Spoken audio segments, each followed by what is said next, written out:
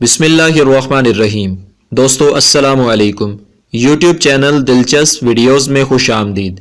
دوستو اگر آپ نے ابھی تک ہمارا چینل سبسکرائب نہیں کیا تو پلیز ہمارا چینل سبسکرائب کریں اور بیل کے بٹن کو لازمی دبائیں تاکہ آپ کو ہماری نئی ویڈیوز سب سے پہلے مل سکیں۔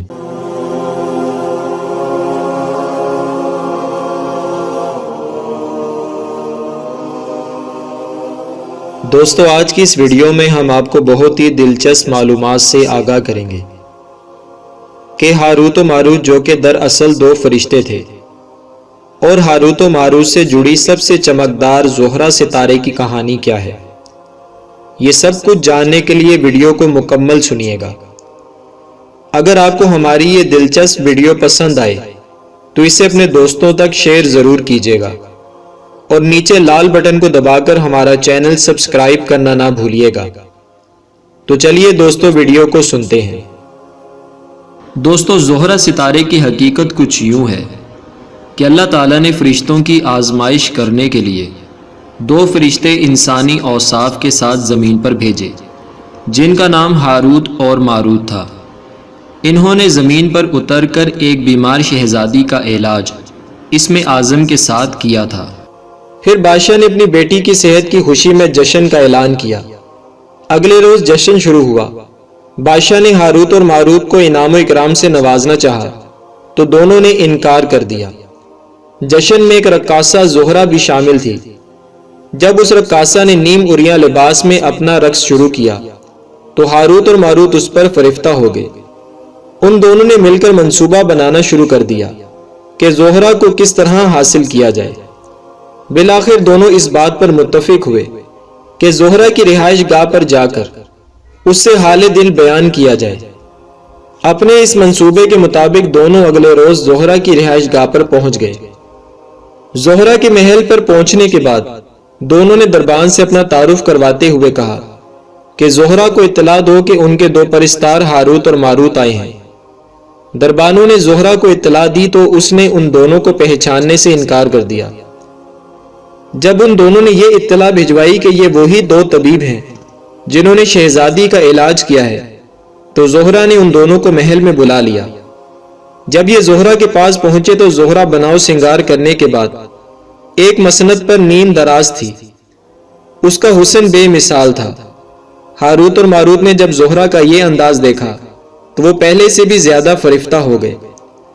زہرہ نے ان کی خوب اوبھگت کی اور ان سے ان کے آنے کا مدعا دریافت کیا۔ پہلے تو دونوں بیان کرنے سے قاصر رہے، مگر جب زہرہ نے ان کا حوصلہ بڑھایا تو انہوں نے اس کے حسن کی تعریف کرتے ہوئے اس کے ساتھ کی خواہش کی۔ زہرہ نے ان کا مدعا سمجھتے ہوئے کہا کہ تم میرے ساتھ گناہ کرنا چاہتے ہو، لیکن وہ دونوں جواب میں اپنی بات کو بیان کرنے سے عاجز رہے۔ زہرہ نے ان دونوں سے کہا کہ میری بھی کچھ شرائط ہیں۔ ہاروت اور ماروت نے شرائط دریافت کی تو زہرہ اپنے محل کے اندر گئی اور پڑوسیوں کا ایک نو عمر لڑکا لے آئی۔ پھر ان سے کہا کہ میری پہلی شرط یہ ہے کہ تم لوگ خدا کی عبادت کرنا چھوڑ دو اور میری عبادت کرنا شروع کر دو۔ ہاروت اور ماروت نے کہا کہ ہم شرک کسی حالت میں نہیں کریں گے۔ زہرہ نے ہنس کر کہا کہ پھر میری صحبت مشکل ہے۔ اگر تم یہ نہیں کر سکتے تو جو لڑکا میں ابھی لے کر آئی تھی اسے بہلا پھسلا کر جنگل میں لے جاؤ اور قتل کر دو۔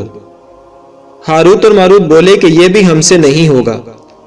زہرہ نے کہا کہ اگر ایسا بھی نہیں کر سکتے تو وہ اسم اعظم مجھے سکھا دو جسے پڑھ کر تم عرش پر جاتے ہو۔ ان دونوں نے کہا کہ اگر ہم نے ایسا کیا تو ہم بارگاہ الہی میں مردود کہلائیں گے۔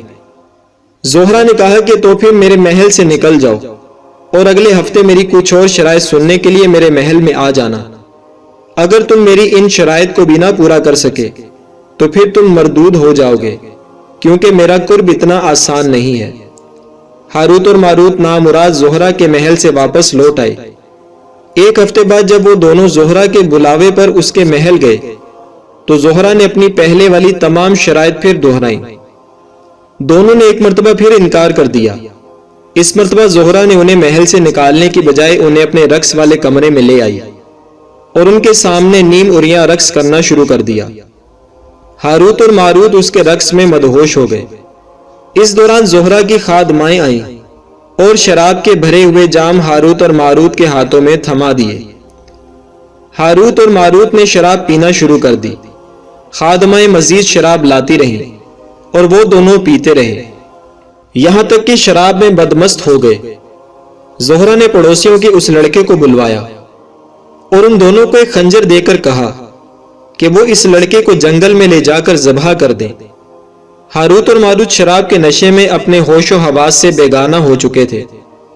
انہوں نے وہیں اس لڑکے پر حملہ کر دیا اور اس لڑکے کو ذبح کر ڈالا۔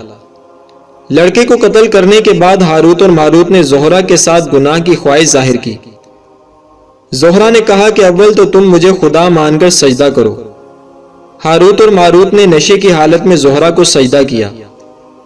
زہرہ نے ان دونوں کو گناہ کی اجازت دی اور دونوں نشے میں دھت اس کے ساتھ گناہ کرتے رہے، حتیٰ کہ ساری رات گناہوں میں بسر ہوئی۔ صبح جب ان کا نشہ دور ہوا تو دونوں اپنے ان گناہوں پر بہت پچھتائے، لیکن اب کیا ہو سکتا تھا؟ اللہ تعالیٰ سے انہوں نے کہا تھا کہ زمین پر انسان گناہوں میں مبتلا ہو کر اسے بھول چکا ہے، اور اب وہ خود انہی گناہوں کے مرتکب ہو گئے تھے۔ انہوں نے اللہ تعالیٰ سے انسانوں کی نسبت نیک اعمال کا عہد کیا تھا، اور اب وہ اپنے عہد کو توڑ چکے تھے۔ ہاروت نے ماروت سے کہا کہ ہمیں اپنے ان گناہوں کی سزا دنیا ہی میں بھگت لینی چاہیے، کیونکہ دنیا بالآخر ختم ہونے والی ہے، جبکہ آخرت ہمیشہ کے لیے باقی رہنے والی ہے۔ ہاروت نے ماروت کی بات سن کر اقرار میں سر ہلایا۔ پھر دونوں نے اللہ تعالیٰ کی بارگاہ میں دعا کی کہ یا الہی ہمیں ہمارے گناہوں کی سزا دنیا ہی میں دے دے اور ہمارے حال پر رحم فرما۔ اللہ تعالیٰ نے ان کی دعا قبول فرماتے ہوئے انہیں بشارت دی کہ انہیں دنیا میں ہی سزا دے دی جائے گی۔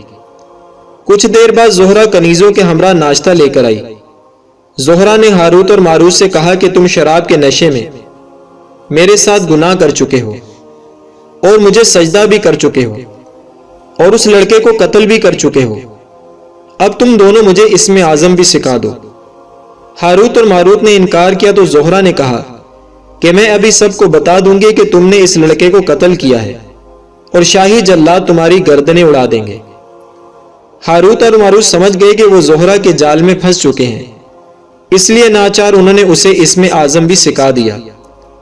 زہرہ نے تنہائی میں جا کر اسم اعظم پڑھا تو خود کو عرش پر پایا۔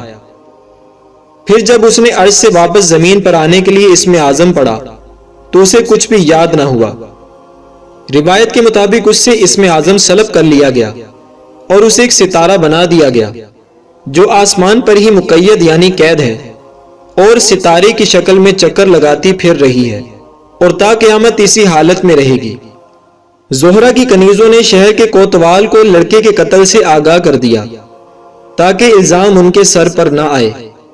کوتوالی شہر کے دریافت کرنے پر انہوں نے ہاروت اور ماروت دونوں کے نام بھی بتا دیے جنہوں نے اس لڑکے کو قتل کیا تھا۔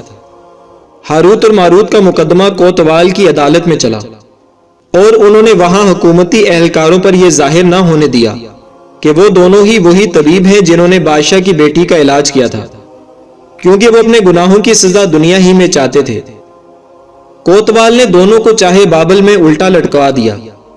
جب دونوں کو چاہے بابل میں الٹا لٹکا دیا گیا تو غیب سے آواز آئی کہ اب تم دونوں قیامت تک اسی کنویں میں الٹے لٹکے رہو گے، اور پھر کنویں میں ان کے سر کے نیچے ایک آگ روشن ہو گئی جس کا دھواں ان کے منہ کے راستے داخل ہوتا ہے اور مقد سے نکلتا ہے۔